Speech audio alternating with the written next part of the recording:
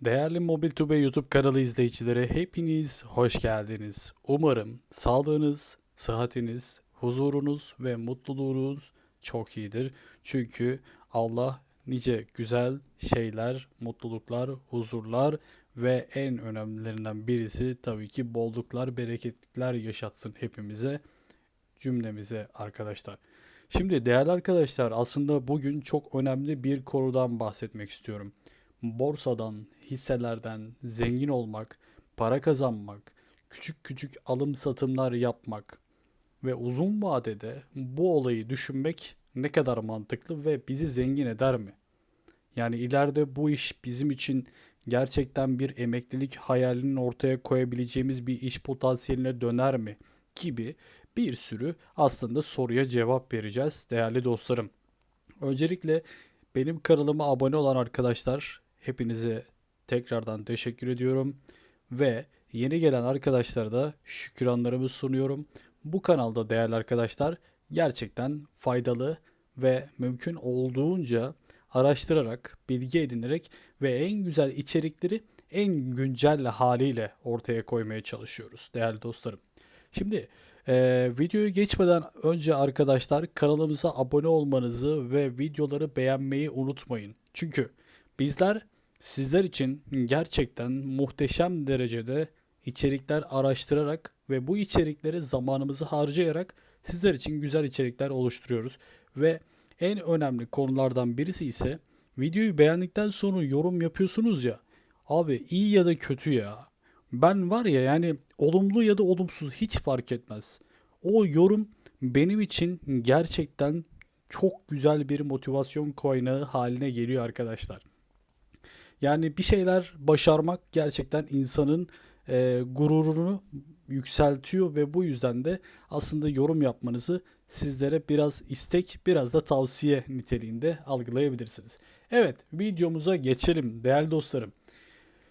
Değerli arkadaşlarım, şimdi resmi olarak değerli arkadaşlar borsa istatistiklerine baktığımız zaman ve bunları araştırdığımız zaman Türkiye'de ortalama 3 milyon hatta bu zamanlara doğru 3,5-4 milyona yakın kişi borsaya küçük küçük yatırımlar yapıyor.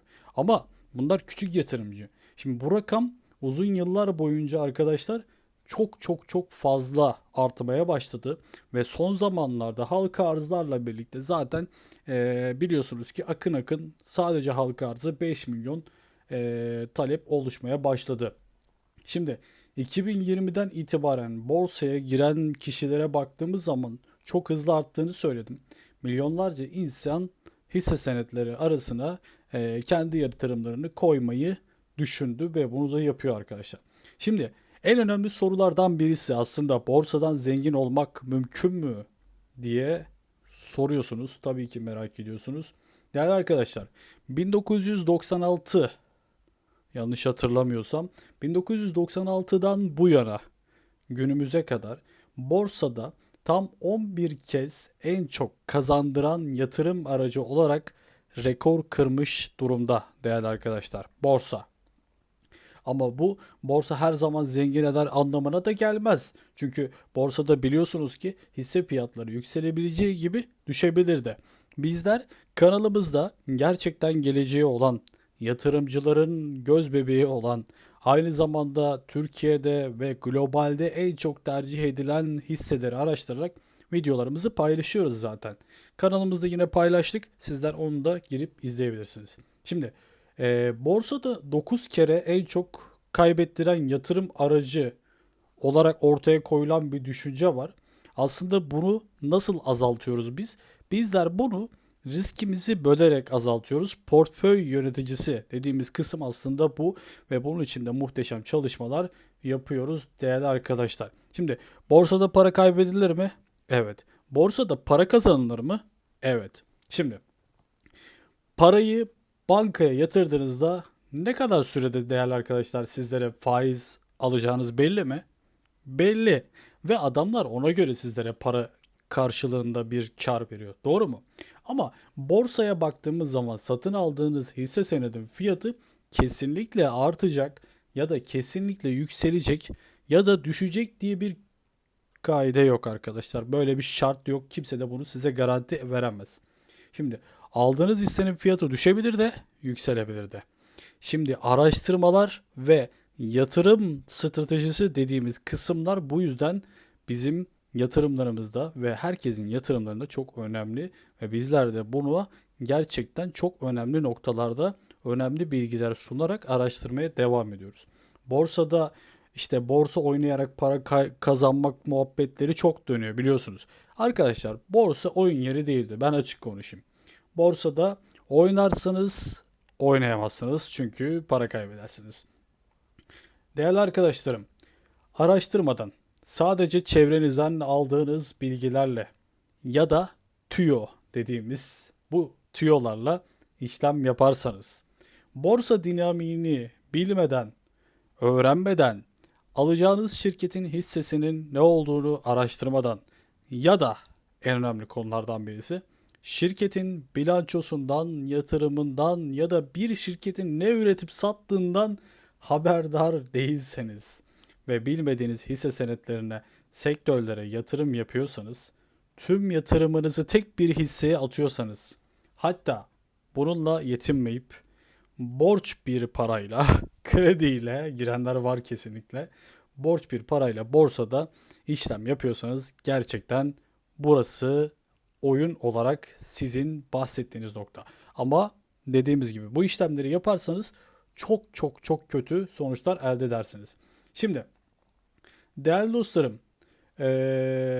borsa dediğimiz kavram uzun vade düşüneceksiniz. Uzun vadede muhteşem getiriler elde etme içerisine gireceksiniz. Portföyünüzü sektörler bazında ayıracaksınız ve ayırdığınız sektörlerdeki o örnek veriyorum. Ben şu an mesela gıda, tamam mı?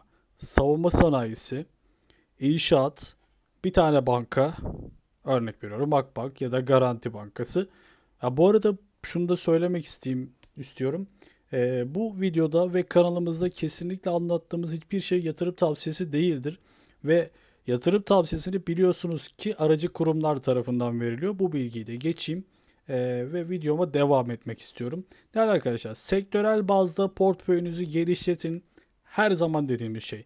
Bir, sağlık alanında, gıda alanında, savunma alanında, en önemlisi enerji, yazılım ve teknoloji alanında portföyünüzü geliştirerek ve prim yapmamış güzel şirketleri bularak sizler yatırım kararlarınızı verebilirsiniz ve her ay sabit bir şekilde ya da şöyle söyleyeyim, elinizdeki parayı riske atacak derecede köşenize, örnek veriyorum, 3000 lira mı attınız? 6 tane hisse mi alıyorsunuz? Her ay arkadaşım 500 6 hissene at kardeşim. Emin ol, 500 dediğin o paralar var ya, gün gelecek sana milyonlar kazandıracak. Milyarlar kazandıracak arkadaşlar. Böyle olan kişiler çok var ve kanalımızda gerçekten muhteşem içerikler hazırlamaya çalışıyoruz. Sizlere her gün şu kadar yatırım yaptığınızda ne kadar 5 sene sonra mesela bir hisseye örnek alacağız. Örnek veriyorum. Aselsan'da 5 sene içerisinde 5 sene önce bir yatırım yapsaydınız ne kadar kazanmıştınız gibi soruların cevaplarını aslında araştırarak, aynı zamanda soruların içerisindeki yorumlamaları yaparak ve sektörel bazda savunmada ne kadar kazanmışız, sağlıkta, gıdada, efendime söyleyeyim banka kısmında ne kadar kazanmışız gibi yorumlamaları yapacağız ve bu içerikleri gerçekten zamanımızı ayırmaya çalışıyoruz, ayırıyoruz da. Bunun için muhteşem bir içerik aslında bekliyor sizi kanalımıza. O yüzden abone olmayı unutmayın. Değerli arkadaşlar, bu videoda küçük de olsa bir bahsettim ama bu videonun serisi gelecek ve bu gelen seride, sıradaki serimiz ise aslında sektörel bazda nasıl ayarlanma yapılabilir? İşte elime geçen paranın ne kadarını borsaya atabilirim? Bunun gibi, yani sektör bazında işte savunmada, sağlıkta, gıdada en çok hangisine yatırım yapmak daha mantıklı gibi soruların cevabını da bir sonraki yani parça serimizde cevaplarını vereceğiz. Kanalımıza abone olmayı ve videoları beğenmeyi En önemlisi de yorumlarınızı bizlerden esirgemeyin. Umarım güzel bir hayatınız, huzurlu bir hayatınız ve ailenizle, sevdiklerinizle mutlu ve güzel bir yaşam sizi bekliyordur. Allah bol kazançlar versin. Kendinize çok iyi bakın. Sağlıklı günler dilerim.